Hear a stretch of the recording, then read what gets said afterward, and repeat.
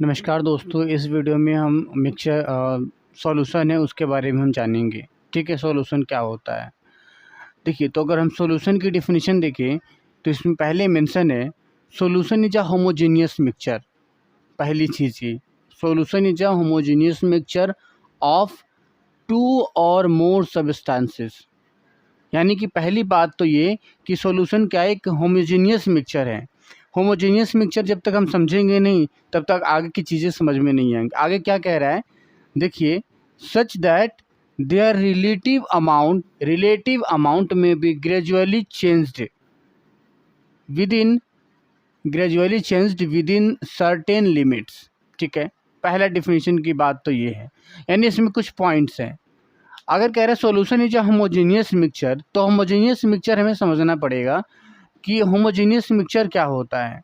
Homogeneous mixture कहने का मतलब होता है एक ऐसा मिश्रण या ऐसे एक ऐसा मिक्सचर जिसमें दो अलग अलग चीज़ जो एक ही तरीके का नेचर रखता हो एक दूसरे के अंदर मिल जाने की, वो होमोजेनियस मिक्सचर कहलाता है। जैसे कि पानी लिया और नमक लिया, ये दोनों ऐसा नेचर रखता है अपने आप में। पानी अलग है, लिक्विड है, और नमक अलग है, लेकिन जैसे ये दोनों एक दूसरे के कांटेक्ट में आते हैं तो एक दूसरे के कांटेक्ट में आने के तुरंत बाद ही दोनों एक दूसरे में समा जाते हैं, मिल जाते हैं, तो वो एक होमोजेनियस मिक्सचर कहलाया।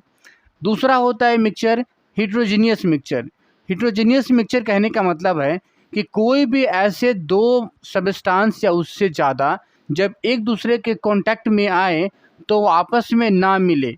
जैसे कि पानी लिया और वहीं पे रेत के कुछ टुकड़े लिए, जब रेत के कुछ टुकड़े, बालू के कुछ टुकड़े अगर आप पानी में मिला देंगे तो देखेंगे वो मिलेगा नहीं, बल्कि उसके तल में जाके बैठ जाता है। यानी कि जिस बर्तन में आपने पानी रखा है उसके अंदर अपने बालू अगर कुछ मिलाया तो मिलेगा नहीं, उसके तल में बैठा रहता है, तो मिला नहीं।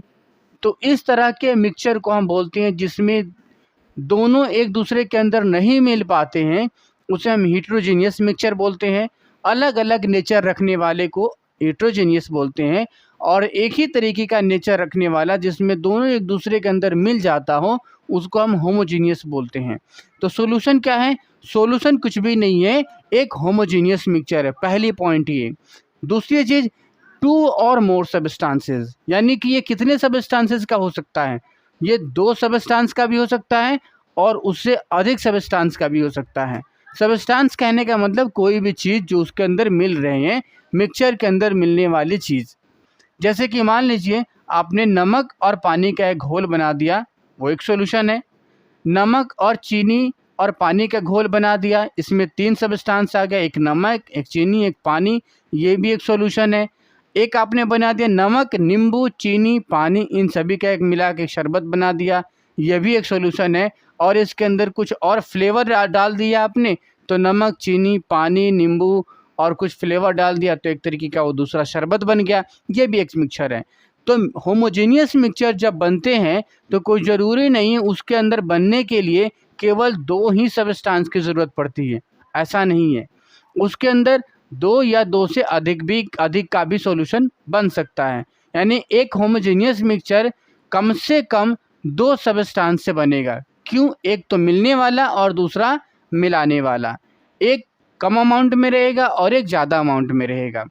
चाहे वो दो सब्सटेंस का हो, चाहे तीन सब्सटेंस का हो, चाहे चार सब्सटेंस का हो, या पाँच का हो, या उससे ज़्यादा, जितने भी कॉन्स्टिट्यूएंट, जितने भी सब्सटेंस मिल के उस मिक्सचर को बना रहे हैं, वो हो सकता है वो दो का हो, तीन का हो, चार का हो, पाँच का हो, लेकिन उसमें एक सब्सटेंस ऐसा होगा जो सबको अपने अंदर मिला रहा होगा, और एक और जो बचे हुए सब्सटेंस ऐसे होंगे जो उसके अंदर मिल रहे होंगे।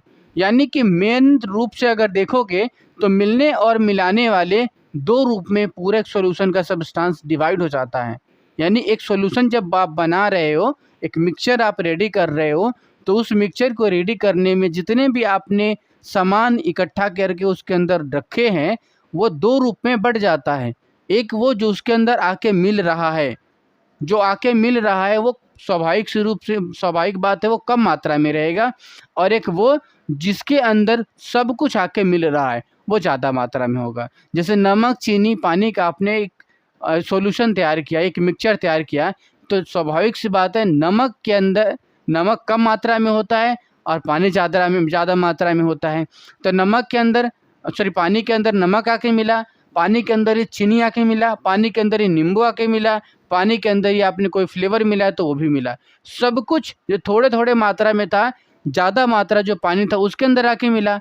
तो इस तरीके से सॉल्यूशन के अगर हम पार्ट्स भी देखें तो दो ही बन जाते हैं, एक मिलने वाला और दूसरा मिलाने वाला। आगे हम वीडियो के आगे में इस चीज़ को हम पढ़ेंगे। तो हमें ये बात पहले समझ में आना चाहिए कि सॉल्यूशन होता क्या है। सॉल्यूशन एक होमोजेनियस मिक्सचर है और वो दो या दो से अधिक सब्सटेंस का हो सकता है, सच दैट देयर रिलेटिव अमाउंट में बी ग्रेजुअली चेंज्ड। वो क्या कह रहा है कि वो इस तरीके से दो या दो से अधिक सब्सटेंस का होमोजेनियस मिक्सचर होता है कि उनके रिलेटिव अमाउंट कहने का मतलब क्या हुआ? रिलेटिव अमाउंट कहने का मतलब है कि एक के बदले में दूसरा कितना है।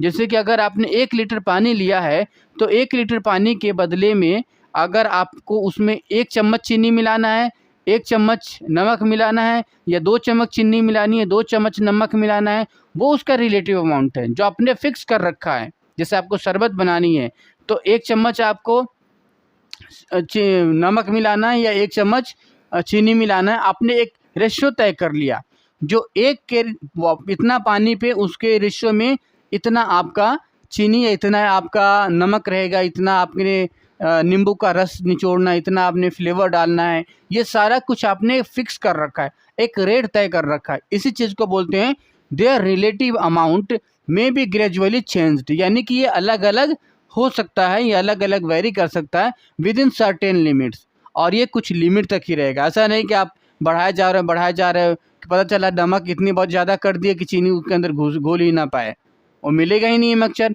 यानी कुछ न कुछ सर्टेन लिमिट तक ये रहते हैं। फिर उसके बाद करोगे तो वो मिक्सचर नहीं बन जाएगा, बल्कि वो एक ऐसा चीज़ बन जाएगा जैसे कि हलवा बन गया हो।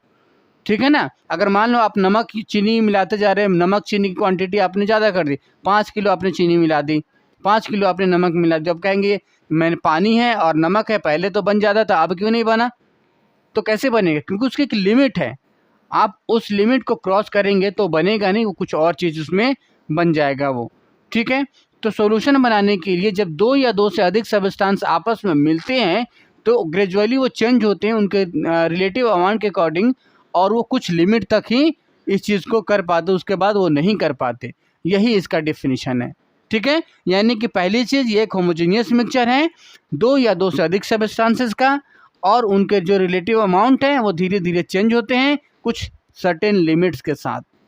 दूसरी डेफिनेशन अगर हम देखें तो इसमें क्या कह रहे हैं? ए solution is an afraid mixture of two or more substances of solute in solvent at a particular temperature। दूसरा क्या कह रहा है कि एक सॉल्यूशन एक अफ्रेड मिक्सचर है। अफ्रेड मिक्सचर क्या होता है? अफ्रेड मिक्सचर का मतलब ही वही होमोजेनियस मिक्सचर, यानी कि दोनों एक दूसरे से कोई भी विरोध नहीं कर रहा है, दोनों एक दूसरे के अंदर आके घुल मिल जाने वाले हो, इस तरह का मिक्सचर है। कितना? दो या दो से अधिक सब्सटेंसेस का of solute in solvent at a particular temperature, और वो एक खास टेम्परेचर का भी ध्यान रखना है। यानी एक खास टेम्परेचर पे कोई एक सोल्यूट किसी सॉल्वेंट के अंदर आके मिल जा रहा है तो उस सब्सटेंस, उस सॉल्यूशन को, उस मिक्सचर को हम सॉल्यूशन कहेंगे। ठीक है? अब जो इसके कंपोनेंट्स की बात करें कि एक सॉल्यूशन के कौन कौन से कंपोनेंट्स है, तो हमने यही देखा, चाहे दो चीज़ का सॉल्यूशन बने या 3 का या 1000 का बने, कितने का ही बने, तो उसमें दो ही तरह की चीज़ें हैं, एक है मिलने वाला और एक है मिलाने वाला। या जो मिलने वाला है वो कम अमाउंट में रहेगा और जो मिलाने वाला है वो ज़्यादा अमाउंट में रहेगा। तो इस तरीके से इस पूरे कंपोनेंट को, पूरे सब्सटेंस को हम दो रूप में बांट सकते हैं, और पहला का नाम है सॉलिड और दूसरे का नाम है सॉल्वेंट। सॉलिड का मतलब है कि सब्सटेंसेस, वो सब्सटेंसेस जो डिजॉल्व होता है, डिजॉल्व होने का मतलब जो मिलता है, जो मिलता है। ठीक है? वो सब्सटेंसेस सॉलिड कहलाता है, या फिर जो प्रेजेंट इन लेसर अमाउंट, या जो कम मात्रा में पाया जाता है, जो कम मात्रा में हो या जो मिलता हो उसको हम सॉलिड बोलते हैं, और सॉल्वेंट का मतलब है सबस्टांसेस डूइंग द डिजॉल्विंग, यानी कि जो डिजॉल्व करता है, यानी कि जो मिलाता हो, क्या मिलाता हो, जो उसको मिलाता हो अपने अंदर, वो सॉल्वेंट कहलाता है, या फिर जो प्रेजेंट इन लार्जर अमाउंट, वही बातें आ गई। ठीक है, जैसे कि मान लीजिए गिलास लिया, इसके अंदर पानी है और इस पानी के अंदर मैंने कुछ चीनी के दाने रख दिए, जो ये डॉट डॉट है ये चीनी के दाने हैं, और जो वाइट वाइट्स यहाँ पे दिख रहे हैं ये समझ लीजिए कि पानी है। तो अगर ये डॉट डॉट है तो ये सॉल्यूट है, कम मात्रा में है, और ये पानी सफ़ेद वाला पार्ट है तो सॉल्वेंट है, और ये दोनों का मिला हुआ रूप सॉल्यूशन कहलाएगा। ठीक है, अगर सॉल्यूशन अगर बनता है तो चाहे सॉल्यूट, हमने क्या देखा, एक चीनी पानी के अंदर घुल गया, नमक पानी के अंदर घुल गया, तो क्या ये एक चीनी किस तरह की, किस फेस का मटेरियल है, सॉलिड फेस का है, सॉलिड स्टेट में है। उसी तरीके से अगर हम वाटर का देखें तो वो किस स्टेट में है, वो लिक्विड में है। तो हमारे पास जितनी भी सबस्टांसेस होती हैं उनकी स्टेट के बेसिस पे अगर देखा जाए तो वो 3 स्टेट में पाई जाती है, 3 में से किसी न किसी एक में पाई जाती है। पहला है सॉलिड, दूसरा है लिक्विड और तीसरा है गैस। तो ये मिक्सचर होते हैं, मिक्सचर क्या केवल सॉलिड और लिक्विड का ही होता है, या सॉलिड सॉलिड का ही होता है, या लिक्विड लिक्विड का होता है, या गैस गैस का ही होता है। सॉलिड सॉलिड का तो कभी भी होमोजीनियस मिक्सचर बन नहीं सकता। जैसे कि चीनी और नमक, ये दोनों एक दूसरे के अंदर घुल सकते हैं? नहीं घुल सकते, आप मिलाकर छोड़ दीजिए, बिल्कुल नहीं बनेगा। क्यों? क्योंकि दोनों सॉलिड है। सॉलिड सॉलिड का कभी होमोजीनियस मिक्सचर नहीं बनता, वो नहीं मिलेगा। तो किसका किसका बनेगा, मतलब मिक्सचर बनने के लिए एक गैस या दूसरा लिक्विड होना जरूरी है। गैस गैस का बन जाए, एक गैस है यानी सॉल्यूट गैस है, सॉल्वेंट गैस है, सॉल्यूट कोई और लिक्विड है, सॉल्वेंट गैस है, सॉल्वेंट सॉल्यूट दोनों के दोनों लिक्विड हो। तो इस तरह से मिक्सचर के कई सारे वैरायटीज़ बन जाते हैं। कुछ वैरायटी को हमने यहाँ पे समराइज़ किया है और लेने की कोशिश की है। जैसे कि मान लीजिए gas in gas mixture. Gas in gas कहने का मतलब है गैस के अंदर गैस का मिलना, एक गैस सॉल्यूट के रूप में हो और एक गैस दूसरा गैस सॉल्वेंट के रूप में हो। जैसे एयर का एक एग्जांपल देखें, एयर में मान लीजिए एक ऑक्सीजन है, वो कम मात्रा में है एनवायरनमेंट में, और नाइट्रोजन है, ये ज़्यादा मात्रा में है। तो ऑक्सीजन और नाइट्रोजन का जो मिक्सचर बना एयर का, ये एक गैस इन गैस का मिक्सचर बन गया। दूसरा है gas in liquid. Gas in liquid कहने का मतलब लिक्विड के अंदर गैस का मिल जाना। जैसे कि सोडा, हम लोग सोडा पीते हैं तो उसमें देखते हैं CO2 गैस निकलती है, जैसे ढक्कन खोलते हो तो वो गैस किसके अंदर, पानी के अंदर मिला हुआ है ना। तो वो लिक्विड जो वाटर हम लोग पीते हैं, सोडा वाटर होता है, उसके अंदर CO2 गैस मिला होता है। तो गैस ये किस में हो गया, सोल्यूट के रूप में हो गया, कम मात्रा में इसलिए, और लिक्विड ने अपने अंदर मिलाया इस गैस को, तो इस ज़्यादा मात्रा में है, तो इसको हम सॉल्वेंट बोल रहे हैं। तीसरा टाइप अगर देखें, लिक्विड इन लिक्विड, यानी एक लिक्विड और दूसरा भी लिक्विड होना चाहिए, यानी सोल्यूट भी लिक्विड, सॉल्वेंट भी लिक्विड होना चाहिए। जैसे कि विनेगर, विनेगर में देखिए एसिटिक एसिड ये सोल्यूट है, कम मात्रा में होता है, और वाटर है ये ज़्यादा मात्रा में होता है, तो ये सॉल्वेंट हो गया। ठीक उसी तरह से सॉलिड इन लिक्विड, एक सॉलिड है और दूसरा लिक्विड है। जैसे कि सी वाटर, समुद्र का जो पानी होता है, समुद्र के पानी में देखिए खारापन कितना ज़्यादा होता है ना, बहुत खारा होता है। खारा क्यों होता है? क्योंकि उसके अंदर बहुत ज़्यादा सॉल्ट पाया जाता है। वो सॉल्ट क्या है, नमक, वो बहुत ज़्यादा सॉलिड स्टेट में है, और उसके अंदर पानी है जिसके अंदर वो मिला हुआ है, वो लिक्विड स्टेट में है। तो ये क्या हो गया, सॉलिड का लिक्विड के अंदर। अब लिक्विड इन सॉलिड यानी पानी सॉलिड के अंदर। जैसे कि डेंटल अमलगम जो होता है, जैसे मरकरी है, ये लिक्विड रूप में पाया जाता है, और सिल्वर है ये सॉलिड रूप में पाया जाता है। देखिए नेक्स्ट, सॉलिड इन सॉलिड जैसे ब्रास, ये सॉलिड का सॉलिड के अंदर होता है, और ये जिंक, जैसे कि ब्रास जिंक के अंदर जाके मिल जाता है, ये भी सॉलिड ही है। ब्रास एक एग्जांपल है, जिंक मिल जाता है कॉपर के अंदर यहाँ पे। तो ये एक सॉलिड इन सॉलिड का मिक्सचर है।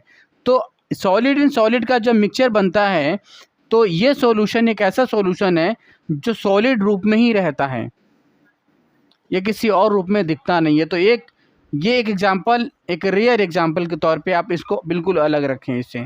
ठीक है, तो इस तरीके से सॉल्यूशन है, सॉल्यूशन का बेसिक इंट्रोडक्शन था कि सॉल्यूशन क्या है और सॉल्यूशन के कौन कौन से पार्ट्स हैं, सोल्यूट क्या है, सॉल्वेंट क्या है, और इसके कुछ एग्जांपल्स किस तरीके से होते हैं। आगे आने वाले वीडियो में सॉल्यूशन से जुड़ी हुई और भी कुछ टॉपिक्स है उनको हम कवर करेंगे, फिर हम आगे बढ़ेंगे। तब तक के लिए शुक्रिया।